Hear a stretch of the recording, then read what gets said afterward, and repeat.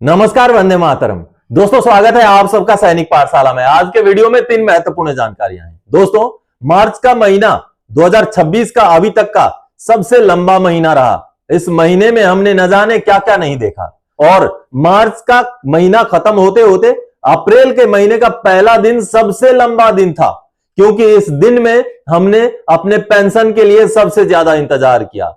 सुबह से लेकर शाम तक, रात तक हम इंतजार करते रहे, लेकिन आखिरकार स्पर्श ने अपनी बात को रखते हुए, अपने एसएमएस को कारगर करते हुए 1 अप्रैल 2026 को बेशक देर रात से ही सही पेंशन क्रेडिट करना शुरू कर दिया और लगभग 9 बजे से कल पेंशनर के खातों में आ गया है। अगर अभी तक आपका नहीं आया है तो कमेंट करके बताइएगा दोस्तों। चलिए आगे बढ़ते दोस्तों। आज के वीडियो में 3 महत्वपूर्ण जानकारियां हैं। माननीय हाईकोर्ट ने एक बहुत बड़ा फैसला दिया है जो कि आने वाले समय में कई संख्या में पेंशनर्स को फायदा दिलाएगा। जी हां, यह बेहद अहम फैसला है जिस पर माननीय हाईकोर्ट ने भारत सरकार की दलीलों को, अपील को खारिज कर दिया है। इसके बारे में जानेंगे, आगे बताऊंगा। इसके साथ ही साथ दोस्तों देखिएगा, कहीं आपके साथ भी गजब खेल ना हो जाए। आपका हो सकता है किसी को पता भी ना चले कि आपका रिकवरी का रीजन क्या है और आपका पेंशन को कटौती कर दिया जाए, आपका पेंशन में से रिकवरी लागू कर दिया जाए। एक ऐसा ही लेटर सामने आया है पीसीडीए का, जो अहम है, जरूरी है, समझना है। जी हां, आपको भी समझना जरूरी है। बेशक आप सोचें कि ये तो जानकारी मेरे लिए है नहीं, लेकिन ये गलती मत कीजिएगा, आगे ये लेटर जरूर समझ लीजिएगा। चलिए, इसके साथ ही साथ 8वें पे कमीशन को लेकर के एक बड़ी अपडेट है। जी हां, शिव गोपाल मिश्रा जी ने एक शिकायत की है 8वें पे कमीशन की। इसके साथ ही साथ 13 अप्रैल या उसके बाद अब मीटिंग होने वाली है 8वें पे कमीशन के साथ जेसीएम की। इसके बारे में भी आगे बात करेंगे दोस्तों। बकायदा आपको लेटर भी दिखाऊंगा और पूरे डिटेल्स लेटर के अंदर के समझाऊंगा। तो चलिए आगे बढ़ेंगे आज के इस वीडियो में इन्हीं विषयों को लेके। लेकिन आगे बढ़ने से पहले हमेशा की तरह, अगर आप सैनिक पाठशाला चैनल का वीडियो पहली बार देख रहे हैं या अभी तक चैनल को सब्सक्राइब नहीं किया है तो चैनल को जरूर सब्सक्राइब कर लें पहले, फिर आगे वीडियोस देखना कंटिन्यू रखें। दोस्तों के साथ वीडियोस को शेयर भी करें, लाइक करें और हाइप करना भी ना भूलें। चलिए अब आगे बढ़ते हैं। सबसे पहली जानकारी दोस्तों, 20% से कम डिसेबिलिटी में भी मिलेगा डिसेबिलिटी पेंशन। माननीय हाईकोर्ट ने लगा दी मुहर। जी हां दोस्तों, इसको लेकर के एक खबर आई है। आगे मैं माननीय हाईकोर्ट का फैसला, जो जजमेंट का कॉपी है, वो भी दिखाऊंगा, लेकिन जो खबर आई है देखिए, 20% से कम दिव्यांगता पर भी सैनिक पेंशन के हकदार हैं, यह हाईकोर्ट ने कहा है। पंजाब व हरियाणा हाईकोर्ट ने खारिज की केंद्र सरकार की याचिका।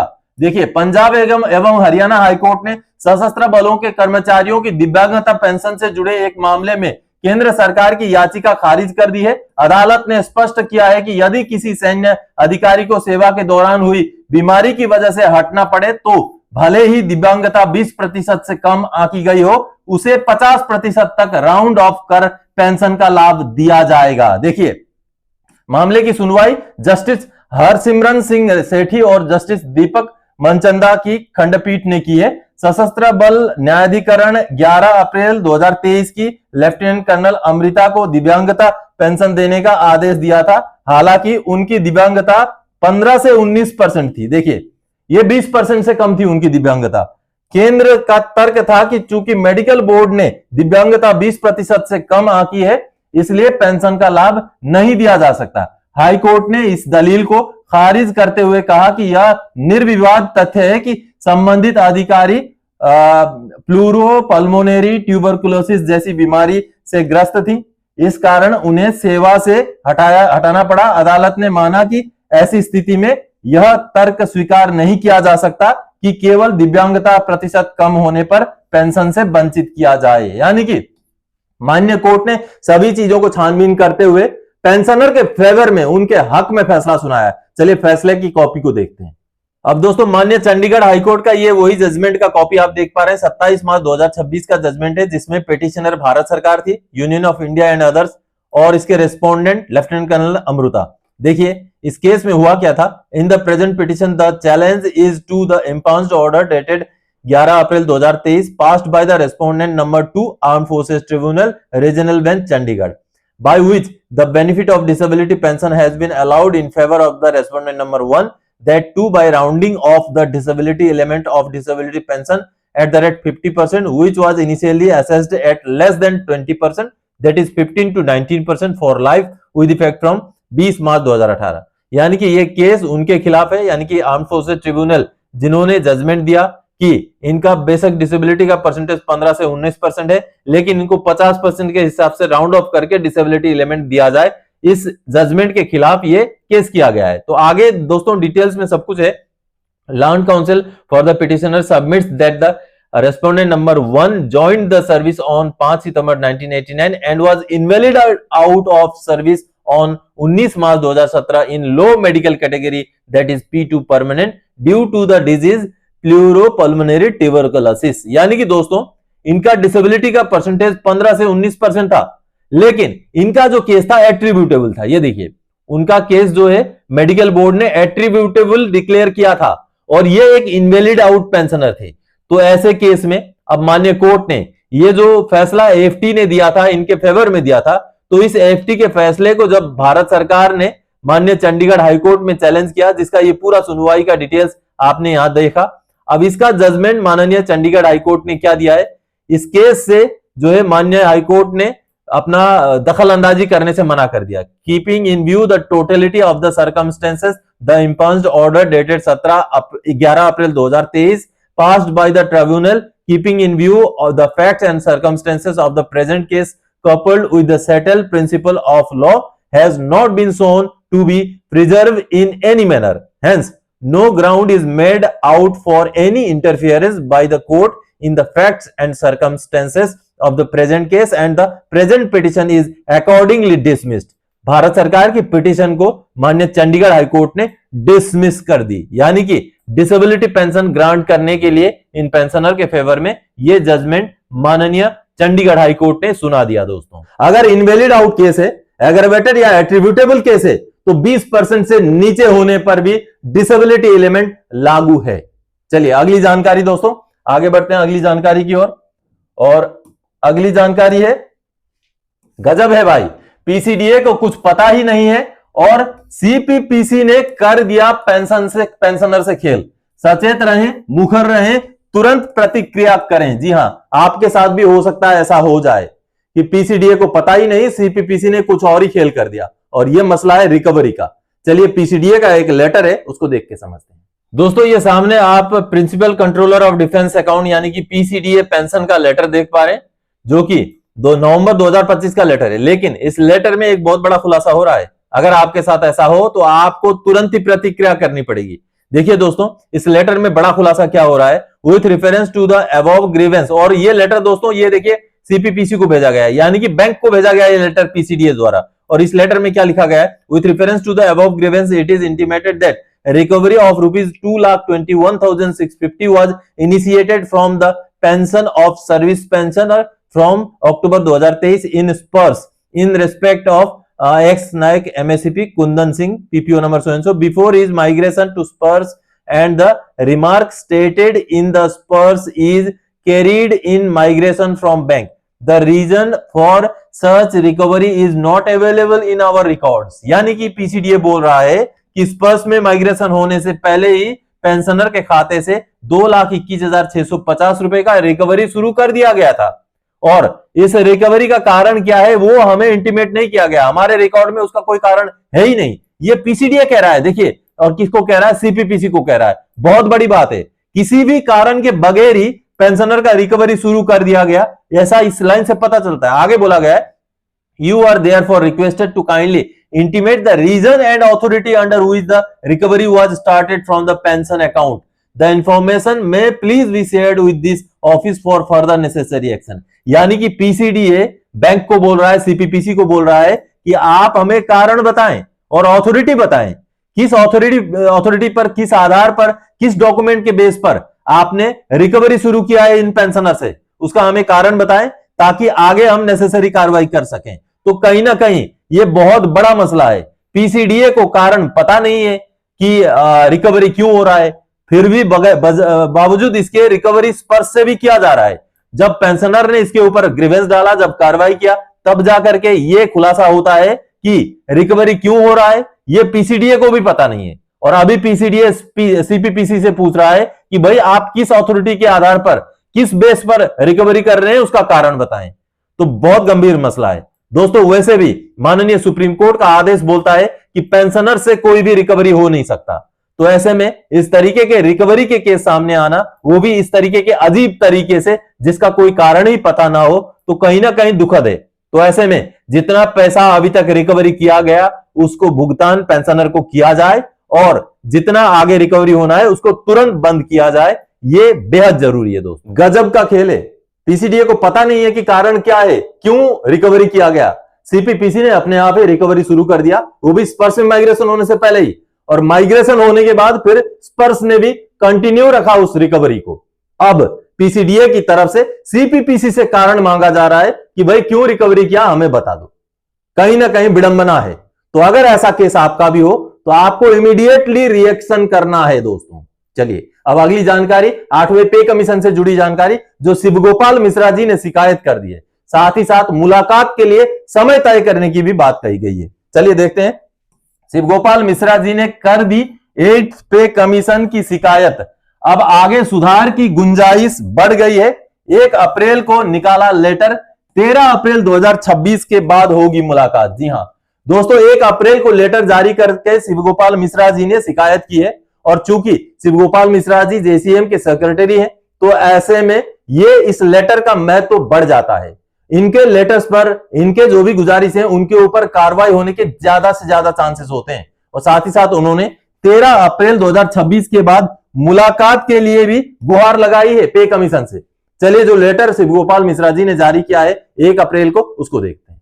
दोस्तों ये 1 अप्रैल 2026 का जो लेटर आप देख पा रहे हैं, जो कि शिवगोपाल जी जो सेक्रेटरी हैं, शिवगोपाल मिश्रा जी जो कि नेशनल काउंसिल स्टाफ साइड के सेक्रेटरी हैं, उन्होंने लिखा है। और पे कमीशन के जो मेंबर सेक्रेटरी हैं श्री पंकज जैन, उनको लिखा है। देखिए ये 8वां पे कमीशन के ऑफिस को एड्रेस किया गया लेटर है, जिस लेटर में कुछ शिकायतें की गई है और आगे मुलाकात के लिए समय निर्धारित करने के बारे में डेट भी मांगी गई है। दोस्तों आप देख पा रहे हैं, forwarding of important points for the consideration of 8th Central Pay Commission so as to enable the staff side of NCJCM Union Federation Association employees to submit the memorandum to the 8th Central Pay Commission in the constructive manner।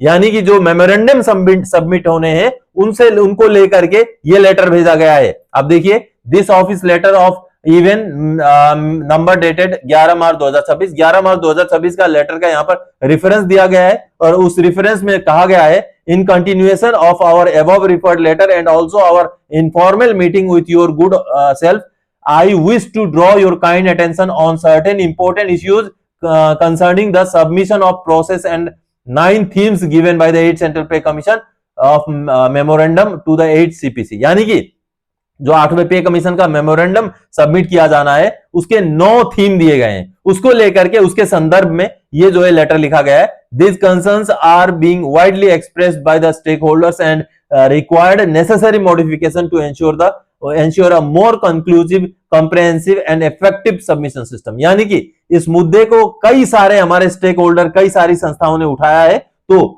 और effective तरीके का और आसान तरीके का memorandum submit करने का तरीका निकाला जाए, इसको लेकर के ये लेटर लिखा गया है। वर्ड लिमिट जो दिया गया है, the current limit is 3500 character which is equivalent to 500 words is insufficient. यानी कि जो शब्दों का लिमिट है वो 3500 कैरेक्टर का है, जो कम से कम मतलब 500 शब्दों में खत्म हो जाता है। तो इसको कम से कम बढ़ा करके 1000 शब्दों का लिमिट बनाया जाए, ताकि ज्यादा से ज्यादा चीजें जो है प्रोजेक्ट की जा सकें। अगला पॉइंट है, प्रोविजन टू सब क्वेश्चन सब टाइटल अंडर द 9 थीम्स। यानी कि जो 9 थीम है उनके सब टाइटल हो, उसके नीचे भी और भी प्रोविजंस हो, इसको लेकर के ये पॉइंट है। At present the structure format does not clarify facilitate responses to all sub questions sub title under each main question theme. A structured provision should be made to ensure that the respondents can address each sub questions systematically without any restriction। यानी कि जो भी question के नीचे सब question है उनको भी विस्तृत तरीके से अटेंड किया जा सके, उनके बारे में भी लिखा जा सके, ऐसा तरीका यहां पर लागू किया जाए। आगे दोस्तों ये देखिए, provision for submission of views for review of NPS UPS and for restoration of old pension scheme. यानी कि जो एनपीएस यूपीएस और ओल्ड पेंशन स्कीम का जो प्रोविजन वहां रखा गया है उसमें जो है और भी प्रोविजन रखा जाए, अपना व्यू भी सबमिट किया जा सके उसमें, ऐसा प्रोविजन इसमें लागू करने के लिए ये शिकायत की गई है। आगे देखिए 4 नंबर में इंक्लूजन ऑफ पेंशनर्स इश्यूज, यानी कि पेंशनर के इश्यूज को इंक्लूड करने को लेकर के ये महत्वपूर्ण सुझाव है। देखिए, considering the significant role and concern pensioners, a dedicated provision should be made to specifically address pension related issues including retirement benefits, revisions, parity in pension, restoration of commuted value of pension, enhancement of pension and other welfare measures। यानी कि pension column के अंदर ये सारे प्रावधान रखे जाएं ताकि इन मुद्दों के ऊपर भी मेमोरेंडम सबमिट किया जा सके ऑनलाइन। देखिए, welfare provision on women employees, women employees के लिए वेलफेयर प्रोविजन का भी मेमोरेंडम सबमिट करने वाले ऑप्शन में उसका भी प्रावधान रखा जाए। आगे डिपार्टमेंटल स्पेसिफिक इश्यूज, यानी कि किसी किसी डिपार्टमेंट का अगर अलग अलग स्पेसिफिक इशू है तो उसके लिए भी अलग प्रावधान हो। यहां पर इक्वल मिलिट्री सर्विस पे को लेकर के ये बहुत बड़ा जो है पॉइंट है दोस्तों। जी हां, क्योंकि इक्वल मिलिट्री सर्विस पे केवल डिफेंस के ही पेंशनर्स के लिए है, डिफेंस के ही एम्प्लॉइज के लिए है, तो अलग विभाग के लिए अलग स्पेसिफिक इश्यू को सबमिट करने का प्रावधान रखा जाए, ये यहां पर पॉइंट रेज किया गया है। एक्सटेंशन ऑफ डेट दोस्तों इसको अप्रैल 30 तक है, तो इसको अब 31 मई तक एक्सटेंशन करने के लिए दोस्तों यहां पर गुजारिश भी की गई है। Enhancement of attachment size limit, यानी कि जो भी अटैचमेंट वहां पर हम अपलोड कर सकते हैं उसको बढ़ाने का जो है प्रावधान रखा जाए, ऐसा यहां पर मांग किया गया। अभी फिलहाल 2 MB तक का ही अटैचमेंट हम लगा सकते हैं, उसमें अटैच कर सकते हैं, जिसको 10 MB तक का फाइल अपलोड होने का एक प्रावधान रखा जाए, ऐसी मांग यहां की गई है। आगे provision for submitting the memorandum through email and hard copy by the stakeholders, यानी कि अगर कोई ऑनलाइन इस वेबसाइट के जरिए अगर मेमोरेंडम सबमिट ना कर पाए तो उनके लिए ईमेल के जरिए या हार्ड कॉपी भी ले जाकर के सबमिट करने का प्रावधान रखा जाए, क्योंकि मेमोरेंडम अगर बहुत सारे पेंशनर्स, बहुत सारे एसोसिएशंस हो सकता है ना कर पाए, ऑनलाइन वाला सबमिट ना कर पाए, तो ऐसे में उनके लिए स्पेशली ये प्रावधान रखा जाए ताकि वो ईमेल के जरिए या तो फिर जो है हार्ड कॉपी भेजकर भी अपने पॉइंट्स पे कमीशन के सामने रख सकें।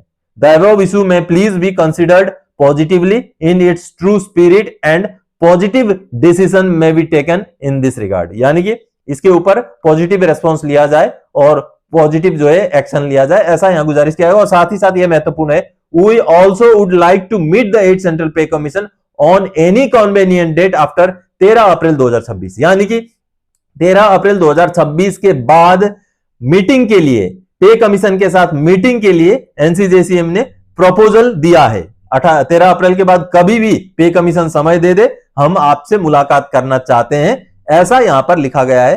तो जो मेमोरेंडम सबमिट करने वाला ऑनलाइन सिस्टम है उसकी शिकायत की गई है और साथ ही साथ 13 अप्रैल के बाद मुलाकात करने के लिए समय भी मांगा गया है शिव गोपाल मिश्रा जी द्वारा इस लेटर के जरिए। दोस्त, लेटर जारी हो गया है। अब 13 अप्रैल के बाद जो भी मुलाकातें होंगी पे कमीशन के साथ जेसीएम की, उन मुलाकातों में अहम बातें तय हो सकती है, क्योंकि पिछले दिनों भी जो ड्राफ्टिंग कमेटी है उन्होंने हमारे जितने भी मुद्दे हैं उनको लेकर विभिन्न संस्थाओं के साथ बातचीत कर रखी है, एक कॉमन मेमोरेंडम बनाने की भी बात हो रखी है। तो ऐसे में अब जब मुलाकात होगी तो जो भी फिटमेंट फैक्टर से जुड़े हुए मुद्दे हैं, अलाउंसेस से जुड़े हुए मुद्दे हैं, 8वें पे कमीशन का जो कारगर तारीख है उससे जुड़ा हुआ मुद्दा है, हर मुद्दे को पे कमीशन के साथ डिस्कस करना बेहद जरूरी है, जो हम आशा करते हैं कि जेसीएम सभी स्टेक होल्डर्स के पॉइंट्स को पे कमीशन के पास रखेगा। तो दोस्तों, आज के इस वीडियो में इन्हीं जानकारियों के साथ आया था। आने वाले समय में और कोई जानकारीदायक आपसे सरोकार रखने वाला विषय लेके मैं फिर से हाजिर हो जाऊंगा। तब तक के लिए जय हिंद दोस्तों।